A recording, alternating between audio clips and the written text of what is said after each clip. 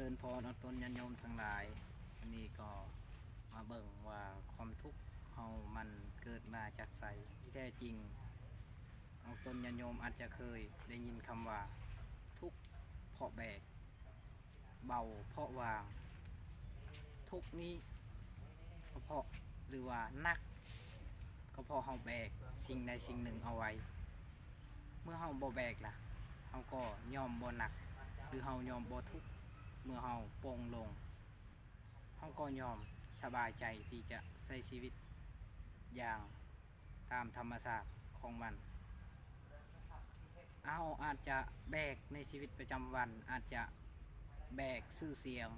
แบกเกียรติยศแบกสิ่งของต่างๆว่าเป็นของเฮานั่นเป็นของเฮานี่เป็นของเฮาเฮาก็เลยทุกข์ใจเพราะทุกสิ่งทุกอย่างก็บ่แม่นของเฮาบ่แม่นของเขาและก็บ่แม่นตัวเฮาบ่แม่นตัวเขาสิ่งที่เฮาเห็นนี้ก็คือมันบ่แม่นของผู้ใดหรือบุคคลผู้ใดแต่มันเป็นของธรรมชาติเฮาอาจจะแบกความทุกข์ไว้บ่ว่าจะเป็นการงานหรือการเงินทองต่างๆอาจจะแบกเรื่องครอบครัวแบกเรื่องภารกิจแต่เฮาฮู้บ่ว่าเฮากำลังแบกไว้บนหลังเฮาก็เลยหนักการที่เฮาจะปล่อยสิ่งใดสิ่งหนึ่งก็โปร่งลงด้วยการเข้าใจว่าสิ่งนั้น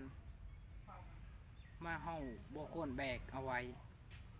เพราะมันบ่แม่นสิ่งที่เป็นของเฮาแล้วเป็นหยังเฮาจึงต้อง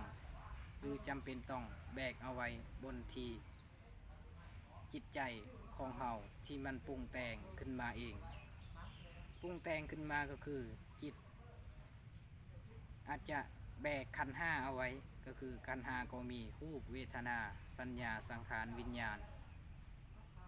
เฮาแบกสิ่งนี้แหละทุกข์ที่สุดเฮาแบกสิ่งหานี้ยึดติดก็คือยึดว่าเป็นของตัวเองยึดว่าสิ่งของนี้มันเป็นของเฮาเท่านั้นก็เลยเฮาทุกข์ใจทันทีทุกข์ใจเพราะแบกขันธ์ห้าก็คือมีรูปคือสิ่งที่เป็นรูปเป็นทางเป็นตัวตนขึ้นมาด้วยการประกอบไปด้วยอายตนะต่างๆหรืออวัยวะต่างๆที่เป็น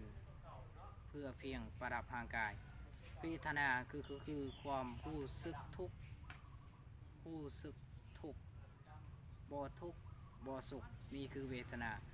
สัญญาคือความจำมันหมายก็คือความจำในอดีตหรือความจำสิ่งต่างๆสิ่งที่เกิดขึ้นในอดีตที่เฮาผ่านมาอาจจะจำรสชาติหรือว่าสิ่งของต่างๆรูปที่เฮาเคยผ่านเห็นมาแต่สิ่งนี้ก็บ่เที่ยง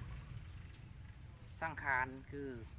ความคิดปรุงแต่งความคิดเฮานี่แหละปรุงแต่งขึ้นมาแปลว่าสังขารบ่ว่าจะปรุงแต่งความทุกข์หรือความสุขขึ้นมาก็เอิ้นว่าสังขารความคิดปรุงแต่งสิ่งนี้ก็บ่เที่ยงวิญญาณคือสิ่งที่มากระทบกายสิ่งที่มากระทบจิตใจของเฮาให้หลงไหลไปด้วยไปยึดติดกับสิ่งของต่างๆภายนอกที่มากระทบร่างกายบ่ว่าจะหนาวแดดหรือว่านุ่มน่วมหรือว่าแข็งอ่อนแบบนี้ก็เอิ้นว่าวิญญาณที่ความรู้สึกฉะนั้นให้เฮาปลงลงในขันธ์ห้าชีวิตก็จะเป็นสุขสุดท้ายนี้ก็ขออวยพรให้ออกตนญาติโยมทั้งหลายจงมีจิตที่ผ่องใสและหัวใจที่เบิกบานด้วยธรรมเจริญพร